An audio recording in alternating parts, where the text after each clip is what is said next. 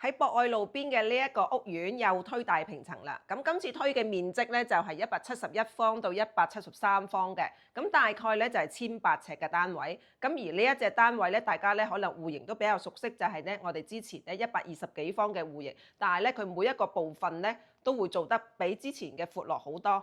咁而家呢一隻單位咧，最吸引大家嘅咧就係佢前後嘅景觀咧都非常之令大家滿意嘅。咁朝南邊呢一邊咧就係我哋嘅客廳嘅觀景露台啦。佢不單止咧可以望到我哋成個園林中心景嘅泳池區，仲睇埋我哋全個別墅區嘅全景添。我係 Wing 姐，識政策懂法律，專幫港澳台海外華人喺中山買樓避坑，仲幫你攞到樓盤嘅底價。我哋呢一個屋苑嘅密度好低，咁因為咧佢有一半住戶嘅面積咧，我哋都係用咗嚟做別墅區。咁加上咧，我哋呢一個樓盤嘅位置咧非常之方便，佢7-8分鐘咧就可以去到富日城同埋 Coco City。咁而且咧，我哋嘅正對面咧仲係我哋博覽中心深中公交站。咁而且咧，我哋嘅發展商咧實力仲好雄厚，我哋起樓仲冇借過錢㗎。咁今次咧，我哋仲加推咗9棟嘅大平層單位。咁而家我哋嗱聲上去睇下我哋嘅豪宅大平層啦。咁喺我身後呢一個咁闊落、咁豪華嘅客廳，咁佢係一個4+1嘅戶型設計。咁可以睇到啦，而家呢一個客廳咧就係打通咗我哋客廳嘅觀景露台嘅。咁樣嘅做法咧，令到咧我哋嘅面積嘅使用咧會更加歸一同埋大氣。咁我哋睇翻嘅呢一邊，亦都係有一個娛樂室。咁佢係利用咗我哋其中嘅一間客房咧去改造而成嘅。咁而咧佢咁樣嘅設計咧，令到成個廳咧嘅採光啊、通風咧都得到一個好好嘅改善。咁睇翻我哋嘅飯廳呢一個位置。咁我自己咧覺得係作為一個飯廳，咁佢可以咧做到同埋客廳咧非常之獨立分明嘅。咁加上兩邊嘅位置咧，你亦都可以做一個咧儲物，亦都係非常之實用嘅呢一個戶型。咁睇翻呢一邊啦，就係一個露台位嘅。咁我啱啱講過啦，佢嘅景觀令到大家好滿意。咁而家我身處呢一個咧，就係低樓層嘅4樓，咁可以望到出邊咧，就係我哋一片嘅園林嘅景觀啦，同埋別墅啊，同埋遠遠少少嘅，亦都係有山景嘅。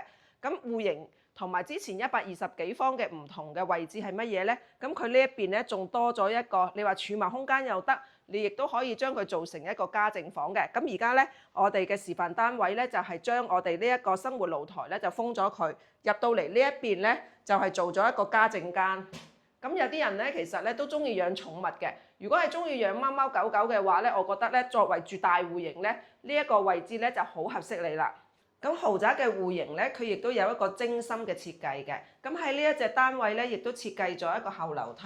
咁而呢一個廚房咧，我覺得佢咧亦都係設計得咧恰到好處嘅。你話 U 字型，我覺得仲係比 U 字型咧更多嘅使用空間。咁可以睇到啦，我面前呢一度咧，亦都係有個灶台嘅。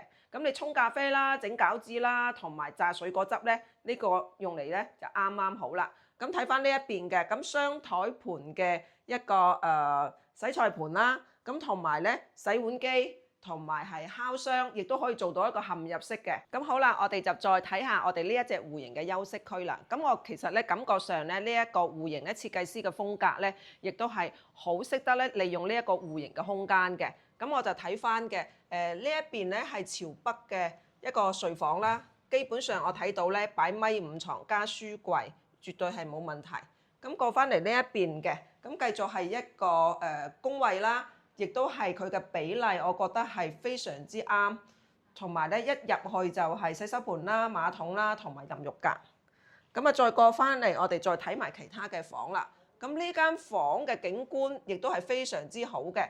嚇，從呢個戶型咧，我亦都係冇揾到話咧任何一個景觀咧係唔滿意。咁所以咧呢一棟咧佢作為咧發展商話佢係樓王咧，咁一啲都係冇花架。咁呢個咧就係比較合適做一個兒童房啦。衣櫃啦、書台啦、床啦，咁可以做成而家示範單位設計師嘅呢個理念嘅，我亦都覺得非常之好。咁再睇翻我哋最重點嘅一個主人房啦。咁主人房嘅設計咧，基本上我覺得佢利用嘅空間咧，亦都係真係全部都可以利用上啦。